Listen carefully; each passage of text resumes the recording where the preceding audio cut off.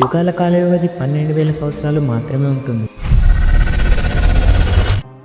కలియుగంలో ఏకపాదంపై ఉన్న ధర్మం సడన్గా 4 పాదాలకు వెళ్ళడం సాధ్యం కాదు.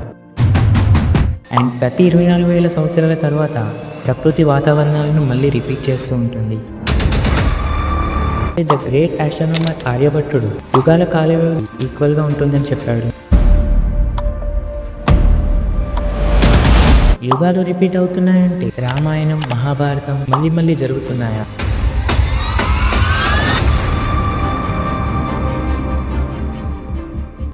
మన లాస్ట్ వీడియోస్లో హిందూ పురాణాల ప్రకారం యుగాలని డిఫైన్ చేశాం. అండ్ ఇంతేకాకుండా కలియుగం ఎప్పుడు స్టార్ట్ అయిందో తెలుసుకోవడానికి 2 డేట్స్ని కూడా చర్చించాం. లాస్ట్లో 2 డేట్స్ని అనలైజ్ చేసి లక్షల కాల వ్యవధిని కన్సిడర్ చేయకుండా ఓన్లీ 1000 ఇయర్ కాల వ్యవధిని మాత్రమే కన్సిడర్ చేస్తూ ముందుకు వెళ్ళబోతున్నాం. ఈ యుగాల టాపిక్ మీదనే శ్రీ యుక్తేశ్వర్ గారు తను రాసిన బుక్ ద హోలీ బుక్లో క్లియర్గా ఎక్స్ప్లెయిన్ చేయడం జరిగింది. శ్రీ యుక్తేశ్వర్ గారు ఒక ఆధ్యాత్మిక గురువు. మన పురాణాలు, వేదాలు, ఉపనిషత్తులపై చాలా నాలెడ్జ్ కలవారు.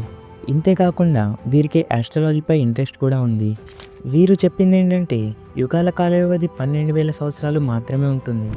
కానీ ఈ సైకిల్ వచ్చేసి 24,000 సంవత్సరాల వరకు ఉంటుంది. అంటే ముందు సత్యయుగం నుండి కలియుగం వస్తుంది, అండ్ దెన్ మళ్ళీ కలియుగం నుండి స్టార్ట్ అయ్యి సత్యయుగం వస్తుంది. దీన్నే అసెండింగ్ ఆర్ డిసెండింగ్ అని కూడా అంటారు. ఇలా చెప్పడానికి వీరి దగ్గర 2 కారణాలు ఉన్నాయి. ఫస్ట్ వన్ వచ్చేసి సత్యయుగం నుండి కలియుగం వచ్చేసరికి ధర్మం అనేది తగ్గుతూ వస్తుంది. అంటే సత్యయుగంలో ధర్మం 4 పాదాలపై నడుస్తుంది, తరువాత త్రేతాయుగంలో 3 పాదాలపై, తర్వాత ద్వాపరయుగంలో 2 పాదాలపై, అండ్ కలియుగం వచ్చేసరికి ఏకపాదంపై నడుస్తుంది. సో యుగాలు చేంజ్ అవుతున్న కొద్దీ ధర్మం అనేది తగ్గుతూ వస్తుంది. అండ్ కలియుగంలో ఏకపాదంపై ఉన్న ధర్మం సడన్గా 4 పాదాలకు వెళ్ళడం సాధ్యం కాదు. ప్రకృతిలో చేంజెస్ అనేవి గ్రాడ్యువల్లీ అవుతాయి. అంతేకాని రాత్రి ఏకపాదంపై ఉన్న ధర్మం సమయం ముగిసిన వెంటనే సూర్యుడు ఉదయించడంతో 4 పాదాలపై నడవదు. మనం ప్రాక్టికల్గా ఆలోచిస్తే కూడా ప్రకృతిలో వాతావరణం కదలికలు స్లోగానే వస్తాయి. అంతేకాని ఫస్ట్ 4 నెలలు ముగియగానే వెంటనే తెల్లారి నుండి వానలు పడవు. అండ్ వర్షాకాలం ఈ రాత్రితో ముగియగానే రేపటి నుండి చలి స్టార్ట్ కాదు. సో దీన్ని బట్టి చూస్తే కలియుగంలో చెడ్డవాడిగా ఉన్న మనం ఈరోజు కలియుగం ముగియడంతో వెంటనే రేపటి నుండి మంచి వాళ్ళం కాలేము. సో దీన్ని బేస్ చేసుకొని యుక్తేశ్వర్ గారు తన బుక్లో రాశారు. అండ్ సెకండ్ రీజన్ వచ్చేసి మన అర్త్ అనేది 23.5 డిగ్రీ టిల్ట్ అయి ఉందని మనకి తెలుసు. సో ఈ 23.5 డిగ్రీ అనేది ఎల్లప్పుడూ ఉండదు. ఈ యాక్సిస్ కూడా రొటేట్ అవుతుంది కాబట్టి ఈ యాంగిల్ అనేది 21.5 డిగ్రీ నుంచి 24 డిగ్రీ వరకు వస్తుంది. ఈ ఒక్క రొటేషన్ అనేది దాదాపు 26,000 సంవత్సరాల వరకు కంప్లీట్ అవుతుంది. దీన్ని ప్రెసిషన్ ఆఫ్ ఈక్వాక్సిస్ అని కూడా అంటారు.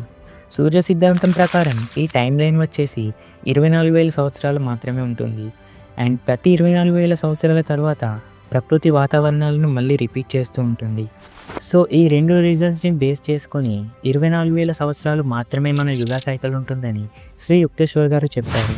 అండ్ దీన్ని ద గ్రేట్ యోగి అయిన సద్గురు గారు సపోర్ట్ కూడా చేస్తారు. మన పురాణాల ప్రకారం యుగాలు అనేవి ఒక ప్రపోర్షన్లో కనిపిస్తాయి. లైక్ 1:2:3:4 రేషియోలో ఈ 4 యుగాలు కనిపిస్తాయి.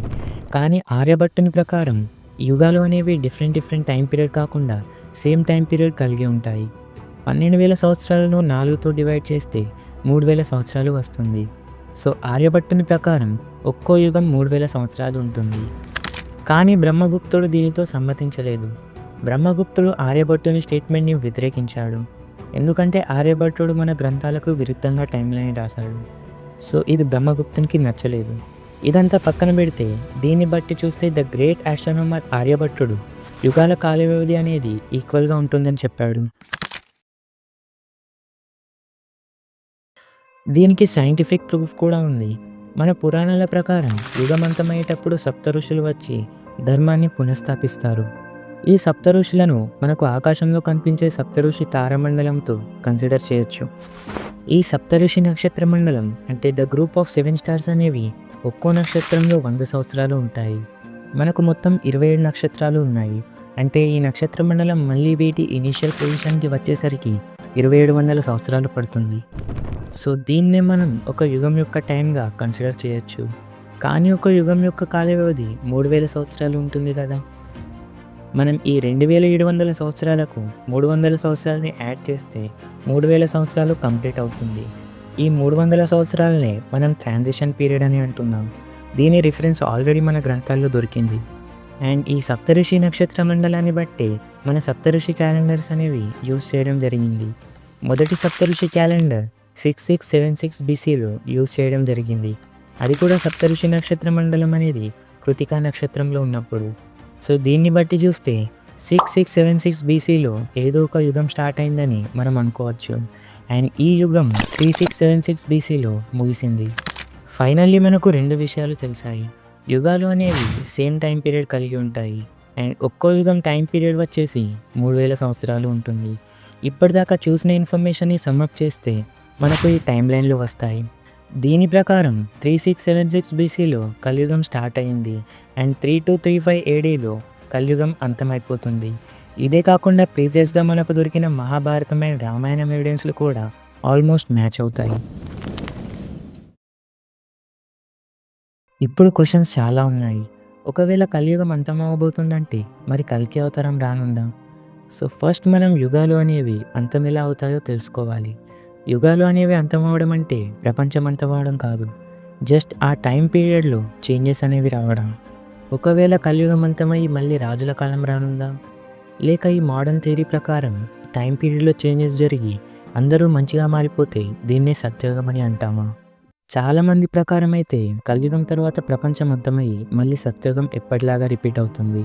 అంటే మళ్ళీ అదేవిధంగా విష్ణువు యొక్క 4 అవతారాలు, మళ్ళీ ధర్మం 4 పాదాలపై నడవడం, ఎక్సెట్రా ఎక్సెట్రా. ఇక్కడ ఇంకో క్వశ్చన్ కూడా వస్తుంది. యుగాలు రిపీట్ అవుతున్నాయంటే రామాయణం, మహాభారతం మళ్ళీ మళ్ళీ జరుగుతున్నాయా? దీనికి answer maybe or may not be. కొన్ని పురాణాల ప్రకారం రామాయణం లాంటి కథలు రిపీట్ అవుతున్నాయి, కానీ ఒకే విధంగా కాదు.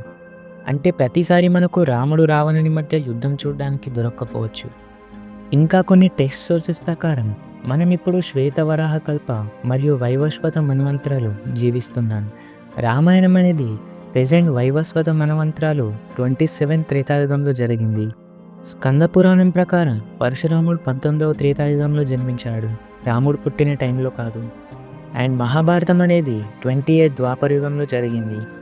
దీని అర్థం రిపీట్ అయ్యే ప్రతి యుగంలో విష్ణు అవతారాలు కనిపించవు. ఎప్పుడైతే ధర్మం నిలబెట్టాల్సిన టైం వస్తుందో అప్పుడు మాత్రమే కనిపిస్తాయి.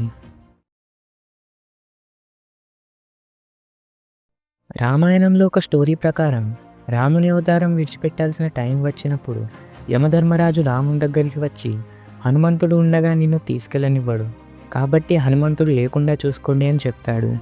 అప్పుడు రాముడు తన ఉంగరాన్ని కింద పడేసి హనుమంతుడిని తీసుకురమ్మని పంపుతాడు. అక్కడ చూస్తే ఉంగరాల పెద్ద కొండ కనిపిస్తుంది. హనుమంతుడు షాక్ అయ్యి పాతాళరాజుతో అడుగుతాడు, ఇందులో శ్రీరాముని ఉంగరం ఏది అని. అప్పుడు అతను, ఇవన్నీ రాముడి ఉంగరాలే, నీవు ఇంతకు ముందు కూడా వచ్చావు అండ్ ఇలానే ఇక ముందు కూడా వస్తూ ఉంటావు అని చెప్తాడు. ఈ స్టోరీని కొంతమంది యుగాల రిపీటేషన్కి కనెక్ట్ చేస్తారు. అంటే త్రేతాయుగం వచ్చినప్పుడల్లా హనుమంతుడు ఉంగరం కోసం వెళ్తాడు అని. ఇంకా కొందరు దీన్నే మల్టీవర్సెస్ కాన్సెప్ట్ కూడా కనెక్ట్ చేస్తారు. అంటే ఒక భూమి కాకుండా చాలా భూములు ఉన్నాయి అండ్ అన్ని భూమండలాల్లో డిఫరెంట్ టైంలో రామాయణం జరుగుతుందని. రియల్ ట్రూత్ అనేది ఎవరికీ తెలియదు. బట్ సింపుల్గా మనం అర్థం చేసుకోవాలంటే యుగం అనే వర్డ్ ఒక టైం లైన్ని చూపిస్తుంది. లైక్ మనం చిన్న వాటిని మీటర్స్, సెంటీమీటర్స్లో క్యాల్కులేట్ చేస్తాము అండ్ పెద్ద వాటిని కిలోమీటర్ మరియు మైల్స్లో. అదేవిధంగా ఈ భూమి మీద జరుగుతున్న చిన్న వాటిని మెజర్ చేయడానికి మనం ఈ వేల కాన్సెప్ట్ని యూజ్ చేస్తాం. అండ్ దేవుళ్ళ టైం లైన్ని మెజర్ చేయడానికి లక్షల కాల వ్యవధిని కన్సిడర్ చేస్తాం. ఈ యుగాల కాన్సెప్ట్ మరియు దేవుళ్ళ ఏ కాన్సెప్ట్ కూడా అర్థం చేసుకోవడానికి మన మైండ్ సరిపోదు. ఎందుకంటే హ్యూమన్ మైండ్ అనేది తెలిసిన వాటి ఆధారాల మూలంగా మాత్రమే ఆలోచించగలదు. మనకు తెలియని వాటి గురించి ఇమాజిన్ చేసుకోవడానికి మైండ్ సహకరించదు. అండ్ ఎప్పుడు మనం తెలుసుకుంటున్న ఆన్సర్స్ ఇంకో క్వశ్చన్కి దారి తీస్తూనే ఉంటుంది.